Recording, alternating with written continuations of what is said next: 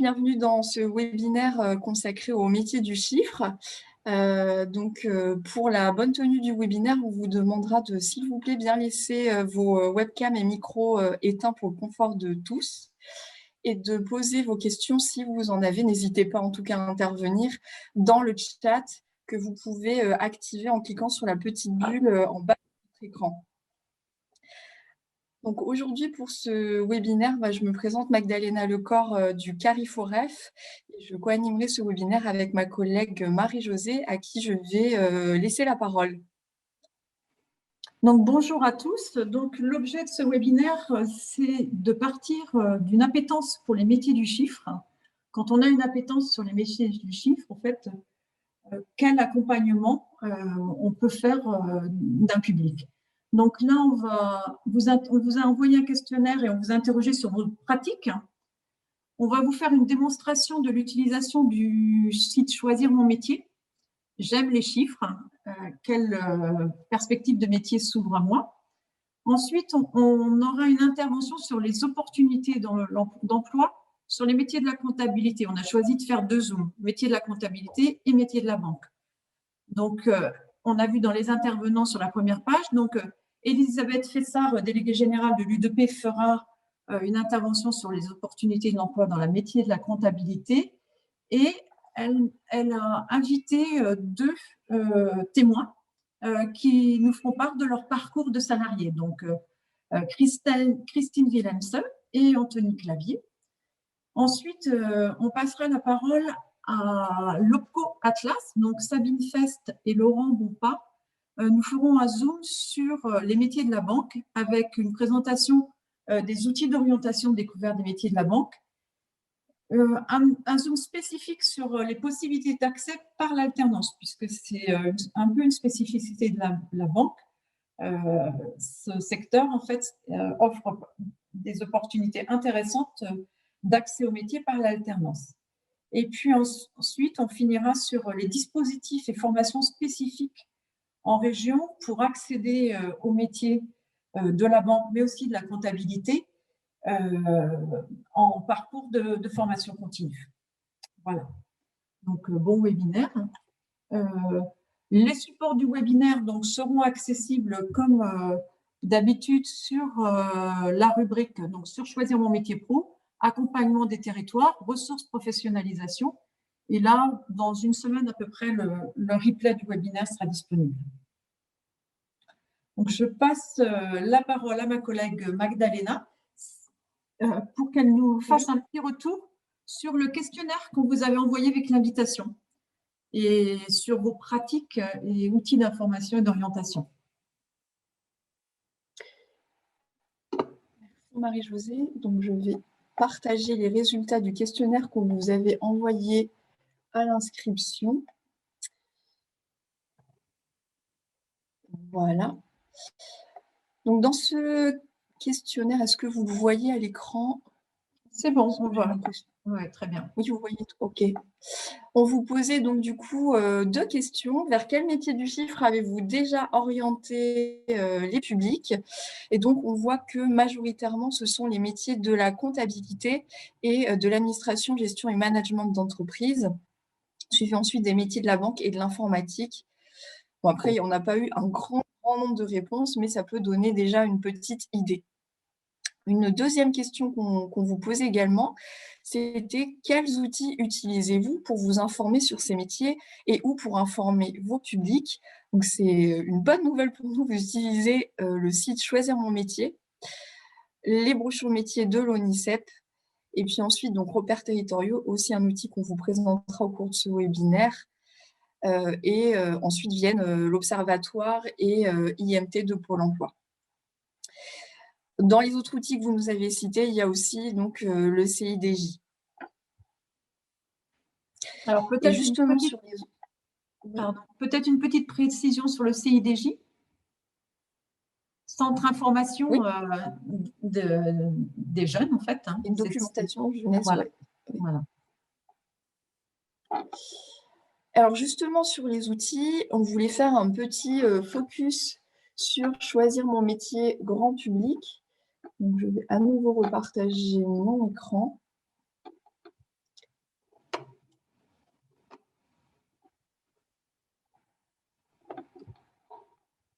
Voilà. Donc, dans choisir mon métier grand public, un chemin qu'on trouve intéressant pour présenter justement, notamment les métiers du chiffre, c'est choisir son métier par centre d'intérêt. Donc j'y vais. Voilà, on peut faire une recherche par centre d'intérêt et notamment pour ceux qui sont très attirés par la manipulation des chiffres. Donc là, on voit toutes sortes de centres d'intérêt. On a dans choisir mon métier, le centre d'intérêt manier les chiffres,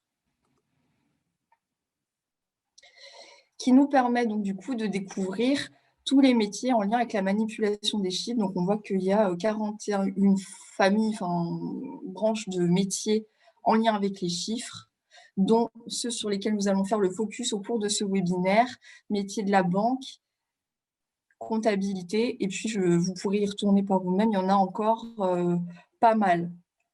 Donc, quand on va un peu plus dans le détail, je vais prendre la comptabilité par exemple. Quand on va cliquer dessus, on va tomber sur une fiche métier un peu plus détaillée. Si ma connexion permet.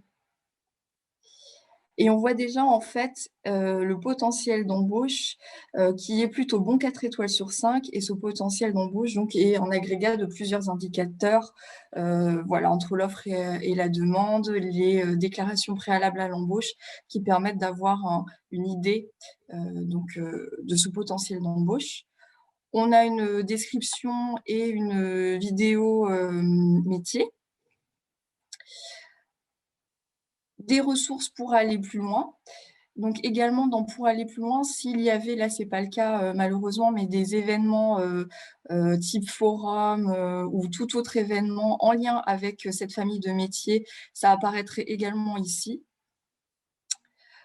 Les savoirs de base donc, pour accéder à ces métiers. Et ce qui est aussi intéressant, c'est ce qu'il y a ici en dessous. On a un lien avec notre service Rencontre un pro. Donc là, je l'ai normalement ouvert sur ma fenêtre, mais oups. Voilà, donc quand on clique, en fait, on accède directement aux pros qui peuvent être contactés et qui appartiennent à cette famille de métiers. Donc ça, c'est intéressant. Et on a aussi un lien vers choisir mon stage. Tac. Qui mettra également les offres de stage en lien avec cette famille de métiers comptabilité qui sont actualisées. On a aussi des chiffres clés donc, sur le secteur, la répartition hommes-femmes, l'âge médian, la proportion de jeunes et de seniors qui travaillent dans ce secteur, les différents employeurs sur la région et leur répartition, d'autres chiffres clés.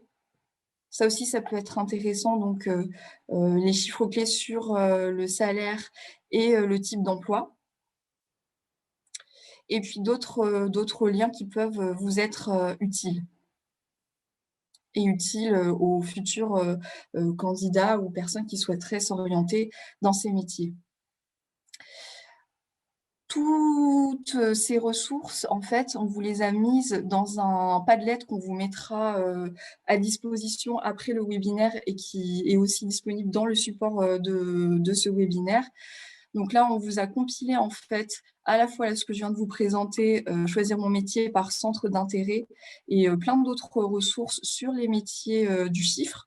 Donc vous pourrez voir ça, dont les guides Pocket métiers de l'ONICEP, les différentes ressources qui existent et pourvoyeurs d'informations, donc les différents observatoires métiers, des vidéos métiers également, les différentes organisations professionnelles en lien avec ces métiers, et également des ressources pour que vous puissiez rester en veille, dont notamment repères territoriaux, qui va vous être présenté plus en détail par ma collègue Barbara, à qui je vais laisser la parole. Oui, alors bonjour à tous. Donc, je suis Barbara Commandeur. Je travaille également au Carrefour-F aux côtés de Magdalena et Marie-Josée. Alors, je vais vous présenter un aperçu de repères et des éléments qu'on peut retrouver sur les métiers du chiffre sur repères. Donc, je partage mon écran. Donc là, je suis sur l'interface de repères. Je vais prendre le niveau régional. L'idée, c'est d'avoir des grands chiffres pour voir ce que ces métiers représentent dans notre région. Je vais commencer par les métiers plutôt comptables et financiers, et après on regardera rapidement les autres métiers. Donc on saisit un métier, voilà, et je vais prendre la famille de métiers comptable, financier et de contrôle de gestion. Donc on a une fiche avec trois blocs différents: les entreprises et les besoins des entreprises, les ressources et les talents sur le territoire, et enfin un rapide diagnostic de la situation de ces métiers sur le territoire régional. Donc en grands chiffres, ce qui est à retenir peut-être, c'est que les métiers de la banque finance, les métiers comptables et financiers, excusez-moi, représentent 55 900 salariés, enfin emploient 55 900 salariés dans notre région. En termes de ressources disponibles, on a 4 800 demandeurs d'emploi qui sont inscrits sur ces métiers. Et on a également un nombre de salariés en turnover chaque année, qui est le chiffre qui s'affiche là. Je ne le vois pas, j'ai des caméras qui sont là, mais vous le voyez. Ensuite, on a le profil des demandeurs d'emploi. Les 4 800 demandeurs d'emploi inscrits sur ces métiers, avec une part de seniors relativement importante et une part de demandeurs d'emploi de longue durée également relativement importante. Si on retourne au début de la fiche, on avait les entreprises et surtout leurs besoins sur ces métiers sur le territoire.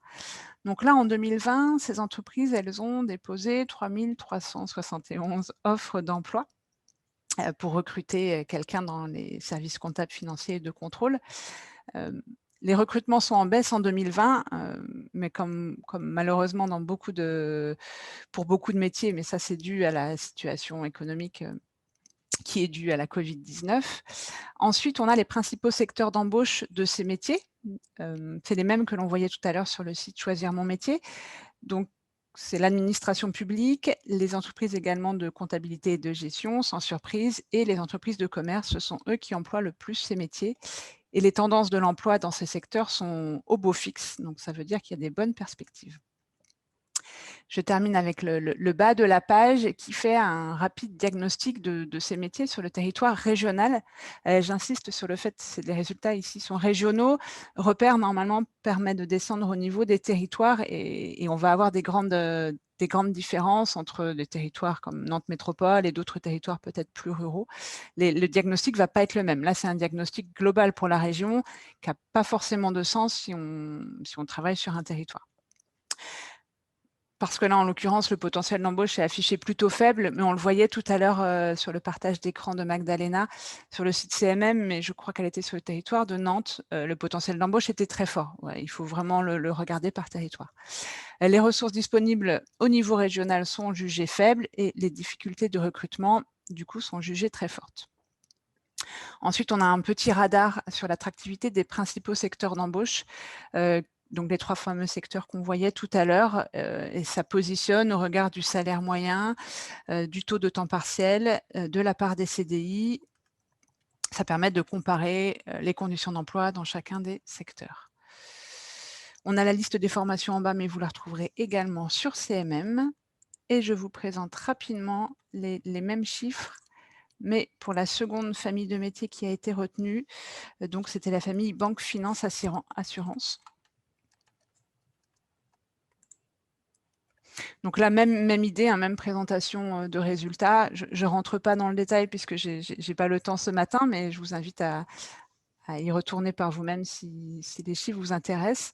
Peut-être noter là cette fois qu'il y a 25 800 salariés qui exercent un métier dans la banque, finance, assurance au niveau régional en 2020. Qu'il y a en face 2450 demandeurs d'emploi inscrits sur ces métiers et à droite, le taux de turnover sur ces métiers. Je vais maintenant passer la parole à Madame Fessard de l'UDP. Merci. Donc, Elisabeth Fessard, je suis déléguée générale de l'UDP Pays de la Loire. L'UDP est l'organisation patronale qui représente les entreprises de proximité, donc l'artisanat, le commerce et les professions libérales dont font partie les experts comptables. Alors, je vais vous parler en effet de ce métier de comptable qui est un métier qui attire autant les femmes que les hommes. Donc, c'est un premier point à souligner. C'est aussi un métier transverse, c'est-à-dire que quelles que soient les structures, vous trouvez des personnes qui font de la comptabilité, qu'elles soient comptables ou qu'elles aient un autre titre. C'est-à-dire que c'est un métier que vous trouvez à la fois dans des toutes petites entreprises, mais aussi dans de grandes entreprises. C'est un métier que vous trouvez dans le milieu associatif, que vous trouvez dans les collectivités locales, que vous trouvez en cabinet comptable ou dans des centres de gestion. Donc, on a là vraiment affaire à un métier très transverse et que l'on trouve partout sur le territoire. C'est un métier aussi dont le processus comptable est extrêmement encadré. C'est un métier, le comptable évolue dans un cadre très normatif. Donc, c'est vraiment aussi un point à souligner comme point d'entrée sur ce métier. Après, l'on voit aujourd'hui que c'est un métier qui est en profonde mutation. C'est un métier qui est extrêmement impacté par l'informatique, par la digitalisation, la dématérialisation. On constate de plus en plus une automatisation des tâches qui finalement remplace la saisie comptable basique, on va dire. Aujourd'hui, une entreprise ou une collectivité ou une autre structure a des relations qui sont dématérialisées avec les services fiscaux, avec des services de sécurité sociale, par exemple. Donc, le comptable est amené, l'entreprise dans laquelle il peut y avoir un service comptable ou les cabinets sont amenés à faire évoluer, bien évidemment, leurs outils, leurs logiciels en conséquence, et le comptable est amené à savoir maîtriser ces outils. Donc, il y a de moins en moins, on va dire, de tenue comptable, et on va de plus en plus vers un métier où le comptable doit s'assurer du bon fléchage, doit contrôler l'envoi de ces pièces dématérialisées. Ensuite, selon la taille de la structure, bien évidemment, on va avoir un contenu de métier qui va être complètement différent. On va aller d'une très grande spécialisation selon que vous êtes dans une grande entreprise, par exemple, où vous allez être dédié à, je ne sais pas, la comptabilité fournisseur ou la comptabilité paye ou la paye uniquement, a une très grande polyvalence, là par contre, souhaitée, exigée dans la toute petite entreprise où le comptable va faire certes un petit peu de comptabilité dans le mois, mais il va être aussi amené à répondre au téléphone, à accueillir les clients, à s'occuper de certains éléments de gestion de l'entreprise, à être en relation avec les fournisseurs. Donc, en fait, ces missions vont aller au-delà de la comptabilité pure. Par ailleurs aussi, le constat qu'on fait, c'est que face à la complexité de certains volets comptables, et en disant ça, je pense particulièrement à la paye, beaucoup d'entreprises, si elles n'ont pas un service dédié au sein de leur entreprise, font appel à des cabinets comptables, font appel à des centres de gestion. Donc là, on a vraiment un transfert d'une partie du champ comptable vers des structures spécialisées. Ce qu'on constate aussi de plus en plus, c'est qu'on attend du comptable qu'il soit aussi conseil auprès du chef d'entreprise, qu'il soit capable de faire parler les chiffres, de les resituer dans la vie de l'entreprise pour accompagner le dirigeant dans des choix de gestion, des choix d'investissement. Donc, cette notion de conseil, elle est vraie pour les comptables au sein de l'entreprise elle-même dont ils sont salariés. C'est encore plus vrai, je dirais, dans les équipes des cabinets comptables, où là, on a vraiment cette exigence de conseil. Ce qu'on constate aussi aujourd'hui, c'est qu'il y a un fort potentiel de recrutement. Les chiffres qui viennent d'être présentés le montrent. Un fort potentiel de recrutement dans tous les types de structures. Donc, en fait, ce qu'on constate, c'est vraiment qu'il y a de la concurrence pour attirer des nouveaux talents dans les entreprises, pour attirer les compétences dont les entreprises ont besoin, de la concurrence entre les TPE, les PME, les grandes entreprises, de la concurrence entre ces entreprises et les cabinets comptables ou les centres de gestion. Il y a des besoins forts aussi dans les collectivités locales. Donc, je dirais que le comptable est un homme et une femme qui est très courtisé, on va dire, qui est très, très sollicité. Ce qu'on constate, c'est qu'il y a aussi de la part des comptables un turnover, parce que c'est un métier que vous trouvez partout sur le territoire, parce que c'est un métier où on évolue beaucoup aussi au fil de sa carrière. Donc, il peut y avoir des opportunités de carrière qui ne se déroulent pas dans l'entreprise elle-même, mais dans d'autres types d'entreprises plus grandes, par exemple. Donc, c'est un métier où il y a une évolution, où on bouge en tout cas. Aujourd'hui, c'est un métier aussi qui est un métier considéré comme rémunérateur. Donc, là encore, à nuancer selon que vous allez postuler, selon que les candidats vont postuler dans des petites entreprises, des grandes entreprises, des collectivités, des associations. Mais ça reste quand même un métier qui attire et où les salaires sont qualifiés de bons. Voilà. Peut-être vous dire quelques mots, bien sûr, sur les qualités, sur les compétences qui sont attendues. Alors, une première qui tombe peut-être sous le sens, mais c'est un métier où il faut aimer les chiffres et il faut savoir compter, bien sûr. Donc là, c'est un socle, en tout cas. Les qualités qu'on attend aussi très souvent dans les entreprises, ce sont des qualités de rigueur, de réactivité, de sérieux. Il faut que le comptable soit aussi en mesure de se tenir informé de l'évolution législative parce qu'elle peut impacter très fortement sa façon de travailler. Un sens de l'organisation, c'est extrêmement important. Il y a aussi une forte relation entre lui et alors soit ses clients s'il opère au sein d'un cabinet comptable, mais entre lui et le reste de l'équipe s'il est dans une équipe comptable ou entre lui et les autres équipes de l'entreprise. Selon la taille de l'entreprise, on a des fonctionnements un peu différents. Un point important, on a une saisonnalité bien souvent dans cette activité, donc il faut que la personne soit résistante au stress. Il faut qu'elle soit capable de gérer sa charge de travail.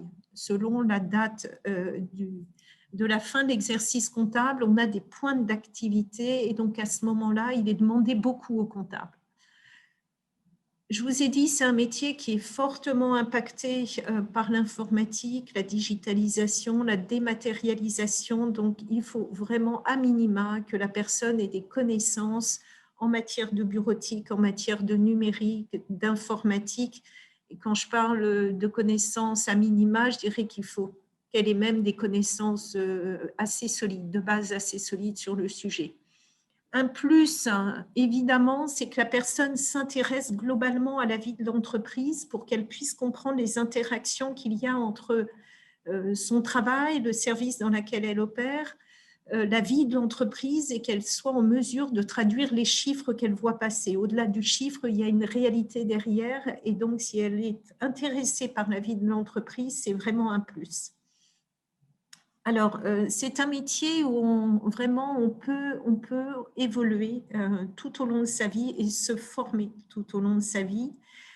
Si on rentre dans des tâches d'exécution, il y a des possibilités d'évolution. Alors, pas forcément toujours dans la même entreprise selon sa taille, mais on peut imaginer dans d'autres entreprises.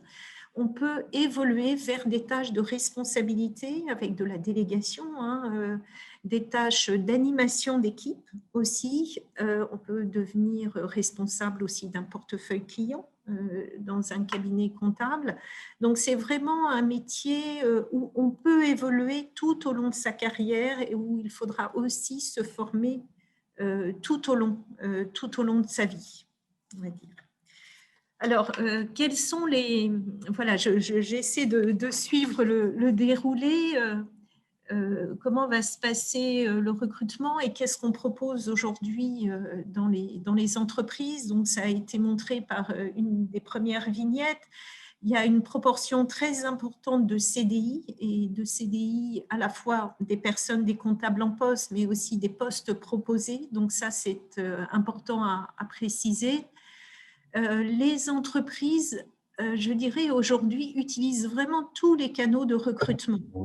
Elles vont passer par Pôle emploi, elles vont passer par l'APEC, elles utilisent beaucoup LinkedIn, elles utilisent Indeed, les réseaux sociaux sont très sollicités, le bouche à oreille est sollicité, la sortie directe des établissements de formation aussi. Donc vraiment tous les canaux de recrutement sont utilisés parce qu'il y a des fortes tensions dans les recrutements et des difficultés de recrutement.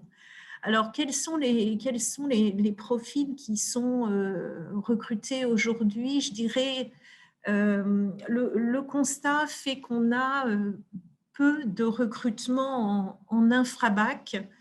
On pourra revenir sur ce point, mais peu de recrutement en infrabac.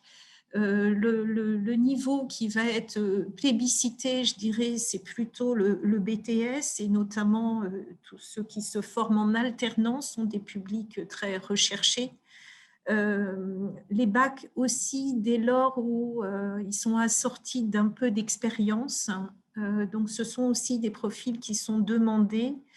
Mais voilà, je dirais qu'on est dans des métiers où on va demander déjà un certain niveau de formation et je vous dis plutôt post-bac qu'infra-bac. Les CAP, par exemple, sont considérés comme des publics peut-être très jeunes en général, avec peu d'expérience et les recrutements se font sur des profils plus qualifiés en fait. Voilà, donc j'ai dressé brièvement et on pourra, si vous le souhaitez, si vous avez des questions, répondre plus précisément. Ce que je vous propose maintenant, c'est de laisser la parole au premier témoignage qui pourra éclairer sur un des parcours d'accès et on commence par un parcours plutôt atypique. Donc, je vais laisser la parole à Christine Willemse. Merci. Christine Willemse, bonjour à tous. Après mon bac, j'ai passé un BTS opticien lunetier et pour des raisons de contraintes d'horaire de travail le soir, tard et le samedi, je n'ai pas souhaité poursuivre dans cette voie. Donc, je me suis investie au sein d'une association de parents d'élèves. Ayant un intérêt pour les chiffres, j'ai pris le poste de trésorière. Et là, j'ai été accompagnée par l'ancienne trésorière. J'ai vraiment découvert la comptabilité avec la création de l'entreprise de mon mari, où j'ai commencé à développer par moi-même mes compétences de gestion administrative et de comptabilité. Voilà, j'effectue toute la saisie comptable sur le logiciel Agiris et je suis en relation avec l'expert comptable. Par mon réseau, j'ai intégré une entreprise, une TPE, pour un poste d'assistante de direction où j'ai pu encore évoluer et diversifier mes compétences en communication, gestion administrative du personnel, comptabilité, facturation, paiement des fournisseurs, suivi des paiements. J'ai eu l'opportunité d'intégrer l'U2P qui recherchait une ressource supplémentaire. Et là, j'ai développé de grandes polyvalences et des capacités d'adaptation. Mon travail est très diversifié, gestion et suivi de projet, saisie des écritures comptables sur le logiciel Ciel, relation avec l'expert comptable, communication administrative, secrétariat. Pour ces différents postes, la paye est externalisée car ça nécessite des logiciels coûteux et qui évoluent souvent. L'U2P m'a poussée et encouragée pour entrer dans une démarche de VAE. Donc, j'ai fait des recherches sur Internet et j'ai été en contact avec un organisme de formation sur Lyon.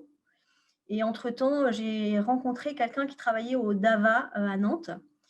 Et donc, j'ai fait mes démarches de prise en charge et j'ai été en relation avec un formateur avec qui on a échangé sur toutes mes compétences pour établir une formation. Et en fait, c'est vrai qu'avec le formateur, on a hésité entre le BTS comptabilité et gestion de la PME. Et en fait, au vu de ma polyvalence, voilà, j'ai opté pour pour passer le BTS gestion de la PME. Et actuellement, ben, je suis en cours de réalisation de cette VAE. Voilà. Je laisse la parole à Monsieur Clavier. Oui, merci. Donc, moi, j'ai un parcours très classique du point de vue comptable. Donc, j'ai fait un DUT GEA, option finance. Et ensuite, je me suis orienté vers un DCG en alternance, puis un DSCG en alternance, donc niveau bac plus 5. Et là, je continue avec le DEC, donc le diplôme d'expertise comptable pour être expert comptable. Et là, c'est une formation un peu spéciale à l'ordre des experts comptables. Donc, je suis chargé de mission comptable donc dans un cabinet comptable, donc chez PGA, un petit cabinet d'une vingtaine de personnes, donc depuis 5 ans maintenant. Donc, mon travail consiste à gérer un portefeuille client qui va de la TPE à la PME qui n'ont pas des experts comptables en interne. Et la particularité du travail en cabinet, si vous l'avez dit, le rythme soutenu avec notamment la fameuse période fiscale. Et bah, les qualités requises, vous l'avez mentionné, la rigueur. J'ajouterais le relationnel, parce que c'est quand même beaucoup de communication avec les clients. On passe beaucoup de temps au téléphone, de plus en plus, vu que on a vraiment un rôle de conseil et non plus essentiellement de déclaratif pour les TVA ou l'impôt. Et vous l'avez dit également, une appétence forcément pour l'informatique et la formation qui est très importante pour avoir un bagage technique assez solide en termes de fiscalité, comptabilité et de droit notamment. Je rajouterais, comme vous l'avez dit, que bah, c'était forcément des métiers avec avenir. Il y a beaucoup de perspectives d'évolution et qui recrutent beaucoup. Donc, ce webinaire est très pertinent parce que les cabinets sont vraiment en demande de candidats. Les formations sont assez peu nombreuses dans ce domaine. Donc voilà, si vous avez d'autres questions, il ne faut pas hésiter. Et je laisse la parole à Madame Fest de l'Opco Atlas. Alors, peut-être juste avant, oui, il y avait deux questions. On a une question qui concerne l'intervention de Barbara Commander sur Repère. Est-il possible d'avoir des précisions sur le niveau de qualification attendu dans les offres d'emploi proposées? Donc, Barbara, je te laisse répondre. Oui, mais malheureusement, la réponse, elle va être non. En tout cas, on n'a pas plus d'informations ici. J'étais en train de chercher si sur le site de l'Observatoire de Pôle emploi, il y avait plus d'éléments, mais je n'ai pas trouvé d'éléments là-dessus. Je continue à chercher si jamais je trouve avant la fin du webinaire. Merci, Barbara. Et puis, Monsieur Clavier, j'avais une question. Vous avez un parcours en alternance. Oui. Comment vous avez fait en fait pour trouver vos entreprises par alternance en fait? Comment Alors, l'école dans laquelle j'étais, donc l'IUT de Nantes, organisait ce qu'on appelle des job dating. Donc, c'est des journées où on rencontre voilà, une dizaine de cabinets comptables. Donc, tout de suite, on a beaucoup de relationnels et d'adresses. Et ensuite, ça s'est fait comme ça. Donc, c'est notamment par le biais de l'école. Merci. Donc, job dating sur les organismes de formation, par les écoles. Après, les cabinets recrutent beaucoup sur LinkedIn, Indeed et tous ces réseaux. Merci. Je vais passer… alors, on a une autre question. Les cabinets comptables sont-ils intéressés par des profils Bac+2?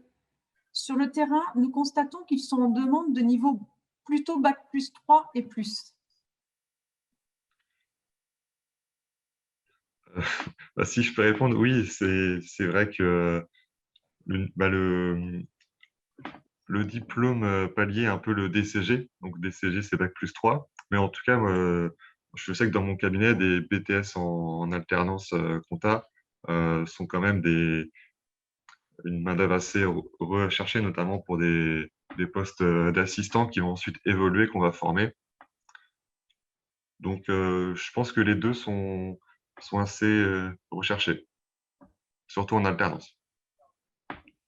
Alors, une autre question. Le turnover est réputé pour être très fort en cabinet. Oui, c'est vrai. C'est vrai, la moyenne est de 2 ans en cabinet. Donc, c'est très important comparé aux autres métiers. C'est notamment dû à la saisonnalité, au rythme assez élevé. Et beaucoup de jeunes vont au cabinet au début, puis partent en entreprise après, pour se former notamment.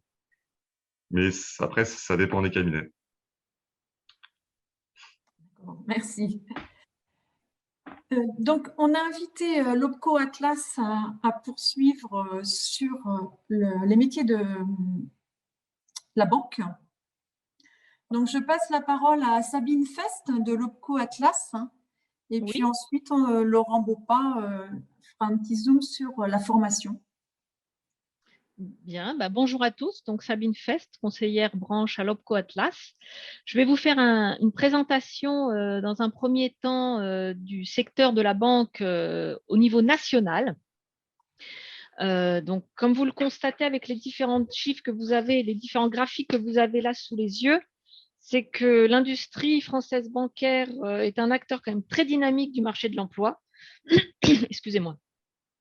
Donc, on voit les données. Alors, les données que je vous donne sont des données des années 2019-2020.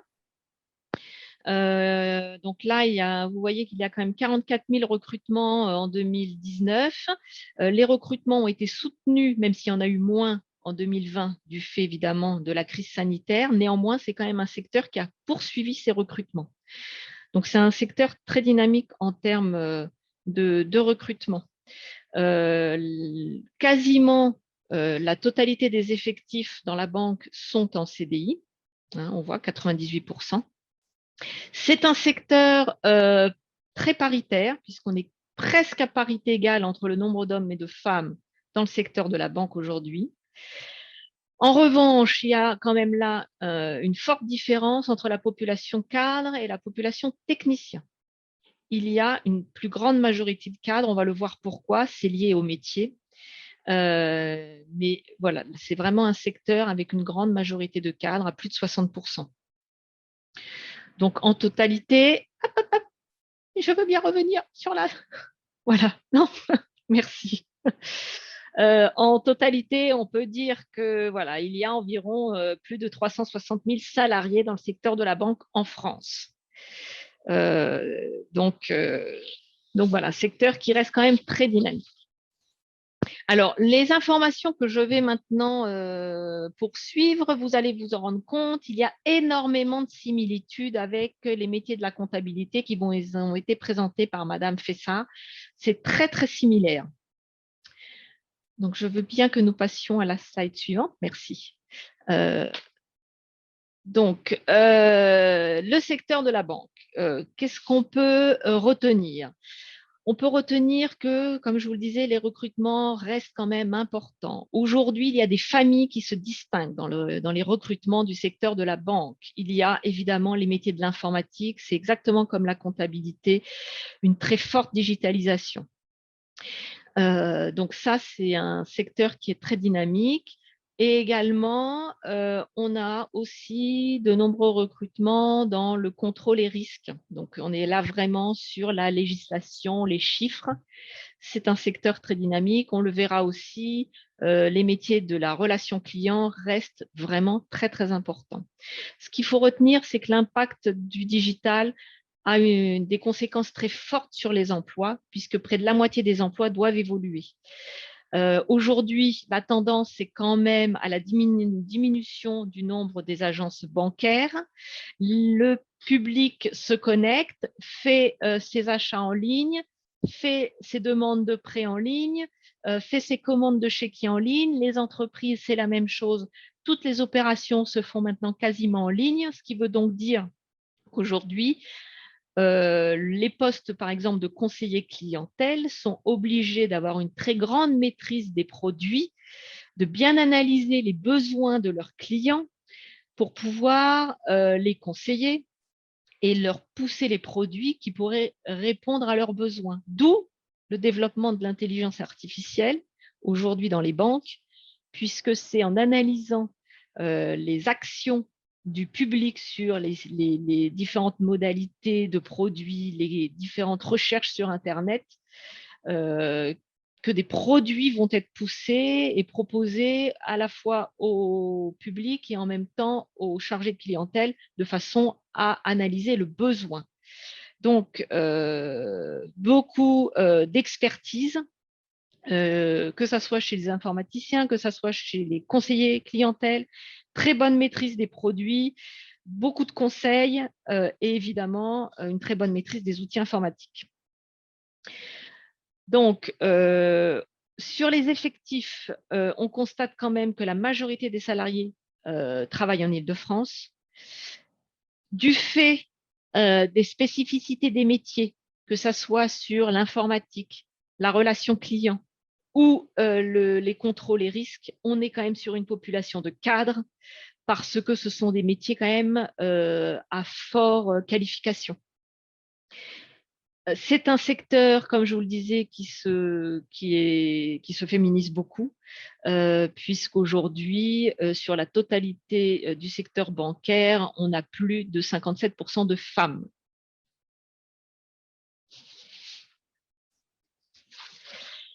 Les métiers qui recrutent, donc je vous le disais, on est sur des métiers de la force de vente. Ça, c'est vraiment le top des métiers du recrutement, avec les chargés de clientèle.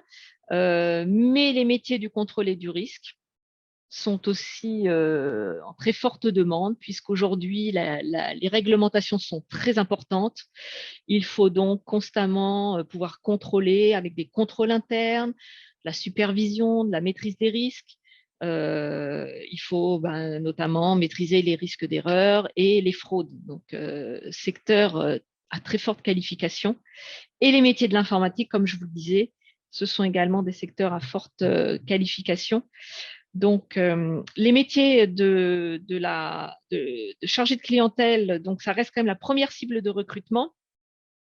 On est sur des recrutements, un recrutement sur 2 est quand même à Bac+5. Donc là aussi, comme dans la comptabilité, on est plutôt sur des secteurs sur des niveaux Bac+4, Bac+5. Donc sur les niveaux Bac+3 et Bac+2 pardon, et Bac+3 sont également recherchés. Ça représente quand même plus d'un tiers des embauches en CDI. Et ce sont des cibles privilégiées donc pour les postes notamment de clientèle. Les secteurs, donc le secteur de la banque ont quand même des salaires très attractifs et avec des fortes possibilités d'évolution, des évolutions en interne, puisqu'il y a quand même la particularité dans certaines banques, il y a quand même des très grosses structures, ou en externe, puisqu'il y a quand même le secteur bancaire et de la finance, d'ailleurs, offre beaucoup d'opportunités. Dans la finance, on a beaucoup plus de toutes petites structures. Alors maintenant, un focus sur l'alternance. Que vous dire sur l'alternance? Eh bien que le secteur bancaire est très dynamique dans le secteur de l'alternance. Vous le voyez en 2020, plus de 11 500 contrats en alternance ont été signés, avec près de 9 000 contrats sur l'apprentissage et plus de 9 000 contrats de professionnalisation, ce qui fait quand même un chiffre très important et le secteur reste très dynamique. Sur l'alternance, qu'est-ce qu'on peut dire? On peut dire que évidemment les diplômes dans le domaine de la banque au sens large sont évidemment très demandés, la gestion financière, le commerce, l'informatique. Et si on regarde plus spécifiquement sur les diplômes, on est sur des licences professionnelles, on est sur des masters finance, monnaie, banque et assurance. Il faut savoir encore une fois que les Bac+4, Bac+5, j'insiste un peu, mais en alternance sont quand même très fortement représentés, même si il ne faut pas exclure les Bac+2, Bac+3, surtout sur la gestion de la clientèle. À l'issue des contrats en alternance, on constate dans le secteur de la banque que les transformations en termes de CDI, CDD, alors la banque a un petit peu de mal à calculer son taux de transformation en emploi pour la très simple raison, c'est que souvent, les banques qui font remonter ça à la Fédération française de la banque ne sont pas en capacité, en fait, d'isoler en fait, les poursuites d'études. Donc, parfois, les taux ne sont pas très bons, c'est-à-dire qu'en général, ils vont communiquer sur des taux de transformation en CDI ou CDD à seulement 20%, parce qu'il y a les poursuites d'études qui ne sont pas qui ne peuvent pas être isolés. Mais si on creuse un peu plus et qu'on affine l'insertion des alternants avec des enquêtes spécifiques, par exemple, l'Observatoire des métiers de la banque précise bien qu'on peut atteindre jusqu'à 65% d'emploi à l'issue d'un contrat en alternance. Donc, c'est une voie qui est quand même très intéressante pour les jeunes pour s'insérer dans les métiers du chiffre quand on aime les chiffres et au-delà même quand on est sur des métiers de la relation, de l'informatique ou des chiffres. Enfin, sur les outils pour s'orienter, alors il faut savoir que vous pouvez indiquer au public intéressé ou à vous qui êtes des professionnels de l'orientation, il y a des sites qui vous donneront énormément d'informations. Vous avez déjà l'Observatoire des métiers de la banque qui est très très riche, qui fait énormément d'études. Le site Atlas de l'OPCO, vous pouvez trouver des renseignements. Nous sommes en train, au niveau d'Atlas, de créer des sites spécifiques par branche professionnelle. Donc, vous avez déjà des sites existants sur les métiers de l'assurance, J'assure mon avenir. Pour les métiers des bureaux d'études, économistes de la construction, géomètres, experts, concepteurs d'avenir. Et vont être prochainement donc en ligne 2 sites qui s'appelleront J'investis l'avenir et Je compte, qui seront là spécifiquement dédiés au métier de la banque, de l'expertise comptable, et qui vont pouvoir, donc tout ça sera en ligne sur le site d'Atlas à partir de la rentrée, même s'il y a 2 sites là dont je vous indiquais les renseignements, vous pouvez déjà avec l'URL vous connecter et avoir connaissance de ces déjà pour l'assurance et les bureaux d'études. Mais ces sites sont spécifiquement dédiés aux jeunes ou aux professionnels de l'orientation pour pouvoir donner de l'information sur des fiches métiers, l'annuaire des formations, des tests d'orientation aussi dédiés, des outils de choix pour s'orienter, l'actualité, des agendas à venir. Donc, ce sera des sites qui sont vraiment très, très importants pour aider les jeunes à s'orienter. Et nous avons enfin des vidéos métiers sur notre chaîne avec des témoignages ou des vidéos, des témoignages de jeunes qui sont passés par la voie de l'alternance, qui se sont orientés vers les métiers donc de la banque, de la finance, de l'assurance, des bureaux d'études, des experts comptables. Voilà sur un petit peu le secteur de la banque au niveau national. Je vais laisser maintenant la parole donc à mon collègue Laurent Bonpas pour un focus plus spécifique sur les POEC en région Pays de Loire. Bonjour à tous, je suis Laurent Bonpas, je suis conseiller donc à l'antenne de Nantes. J'accompagne les banques dans leurs projets de recrutement en alternance et puis dans la création de certains programmes. On a créé avec Pôle emploi, c'est Pôle emploi qui est à l'initiative de ces projets, des formations sur le format PO collectif qui sont destinées donc à des futurs conseillers clientèle et des formations qui tiennent compte d'un phénomène dont vous a parlé Sabine, l'émergence du digital. On retrouve ce phénomène de fermeture d'agences physiques en région Pays de la Loire et avec un transfert des emplois vers des centres d'appel qui sont, eux, localisés plutôt dans les sièges régionaux ou départementaux des banques. Et donc, les prochaines opérations qu'on va proposer sous ce format POEC seront des formations de conseillers clientèle à distance, donc conseiller client particulier. Localement, on retrouve principalement 2 métiers, conseiller client particulier, conseiller client professionnel. Conseiller client particulier accessible souvent à niveau Bac+2 ou Bac+3. Conseiller client professionnel à niveau Bac+4 ou 5. La particularité des banques, c'est de traditionnellement avoir recours assez massivement à l'alternance, notamment localement sur ce métier de conseiller clientèle particulier. On a observé plus 58% de dossiers alternance l'année passée, entre 2019 et 2020.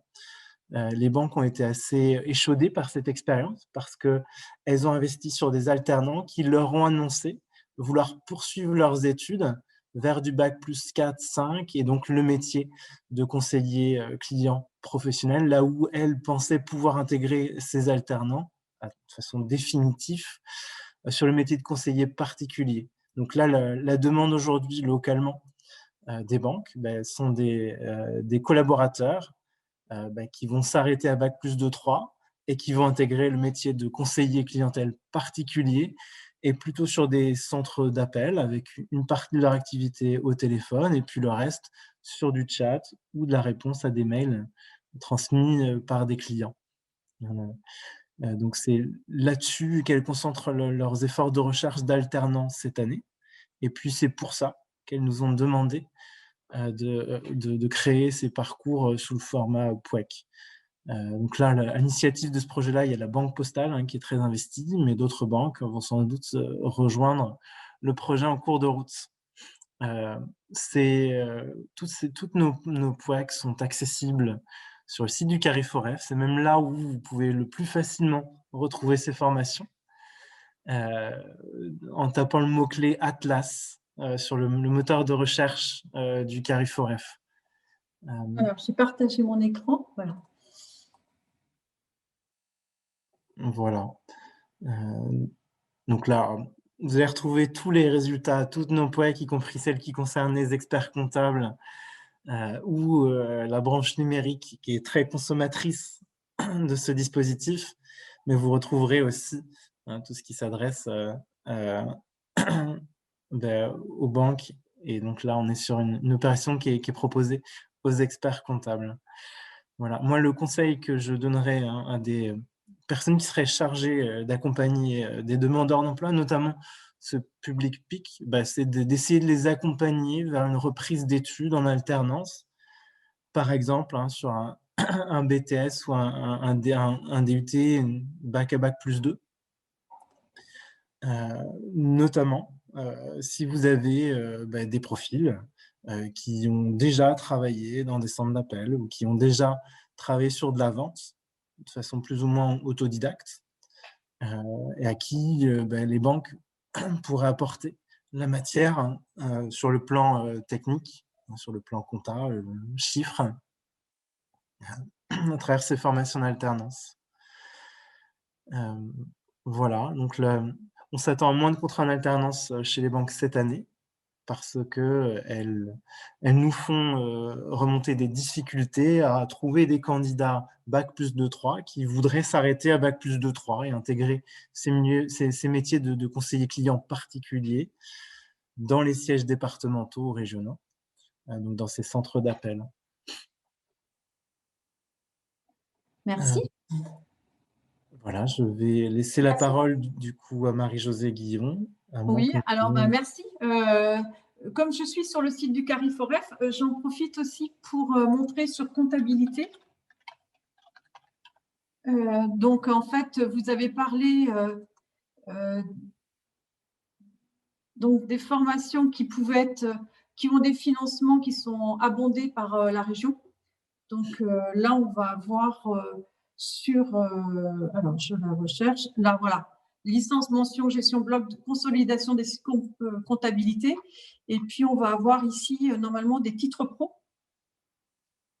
Normalement, qu'on doit avoir ici. Est-ce que vous voyez bien? Suivant. Donc, c'est à partir de ça, si vous cochez visa, dispositif région formation visa métier plus, vous aurez les formations dont les financements sont abondés par la région. Et puis, et puis aussi, vous retrouvez ici un autre mode de recherche aussi pour avoir, on a parlé de l'éventail des métiers de la finance. Donc là, ici, vous pouvez aller chercher. Donc, vous êtes sur recherche avancée, ici.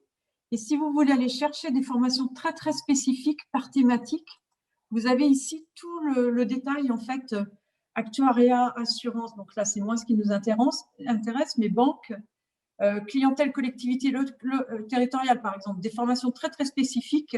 Vous cochez ici, vous avez les formations très, très pointues. Vous avez la même chose ici, donc on est par thématique et vous aurez, on a parlé donc un éventail de métiers sur les métiers du chiffre, tout ce qui est maths, hein, vous l'aurez ici. Et puis, vous les retrouvez aussi, on a dit dans échange et gestion, banque, assurance, mais aussi ici, gestion financière, où on aura toute l'analyse financière, audit de comptabilité. Donc là, on aura toutes ces formations très, très pointues. Donc, je valide. J'ai choisi plusieurs choses. Je ne sais pas ce qui va ressortir. Il faut aller dans le détail. Voilà. Savoir lire, interpréter, des choses très, très pointues.